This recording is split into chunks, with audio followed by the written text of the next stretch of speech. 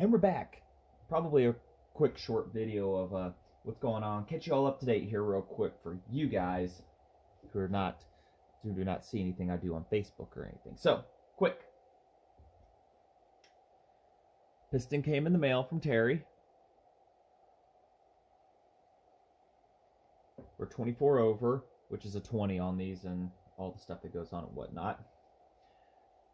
Explicit instructions. I got that pressed into there too, into the billet rod and everything. So had to heat up the end of this, tap that in real quick, and got her set.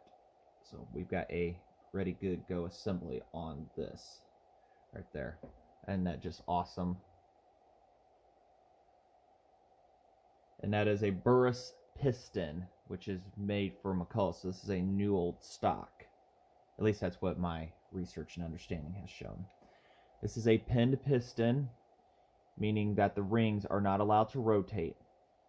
And that is 30 thousandths or 0.03, so 300s actually. But each one of those, so pinned there and pinned there. So the exhaust port, no gaps can get to the exhaust port side of this, which is your big thing. Thin ring pistons, very thin. So what we are doing, according to Terry, and he wrote this in red, very explicit instructions. Minimal ring gap, 62. All right, that's what we're after. I've already stuck this down the bore, used the feeler gauge. We are at 50. So we have to take off that much minimal on each one. The camera doesn't even like showing that. So we got to take off at minimal that one on each.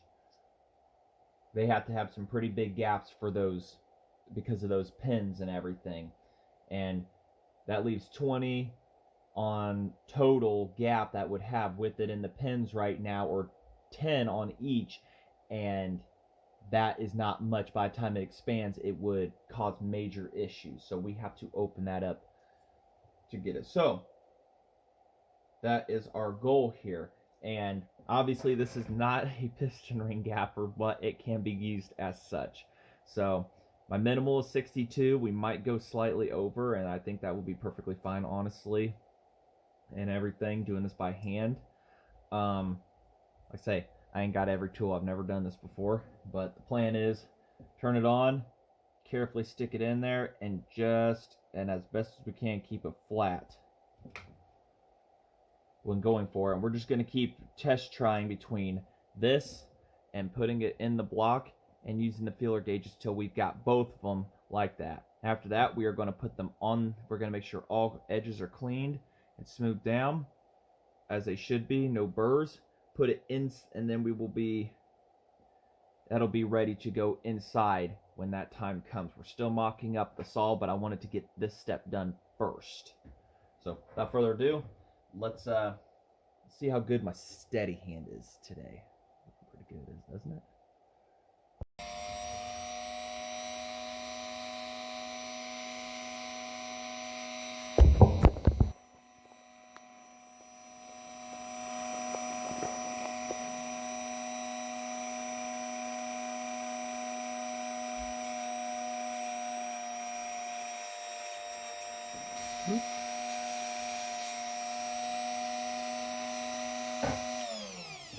I don't know what is too much or too little, so it's just kind of one of those trial and error deals. So I'll get this fitted in here, push it down with the piston, and we'll see how much further we gotta go. I'd rather do this, like 10 times on each one rather than, once and be too far and totally screw it up. So when setting your ring down inside the check, make sure you use your piston to put her straight.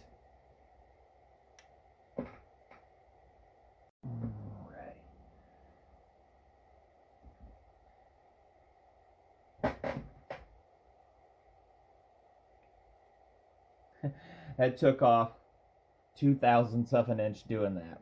Our goal, this is where we're at now. All right.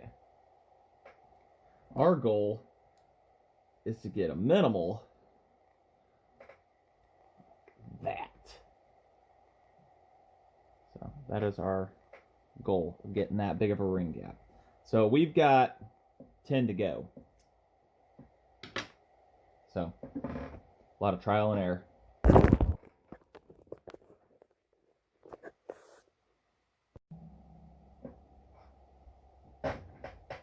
Surprisingly, guys, we are there and just barely above it.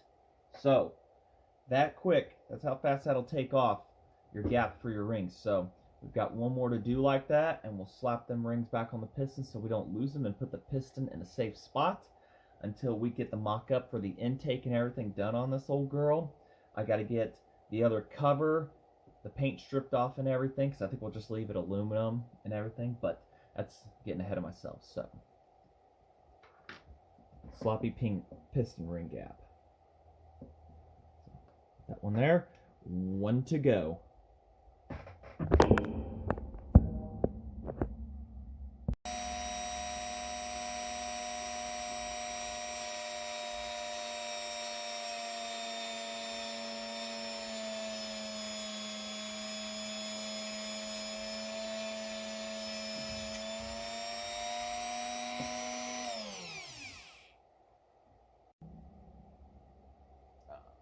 And that's what that one, first one on that one measured out to. So what is that? We've got 0.007 to go, minimal. I don't even know if I have one that tiny on here. Oh yeah. So we've got that much more. Whoops. Watch your head, guys. Got that much more to go. Alright. Go for broke. Did I get it second time on this one too?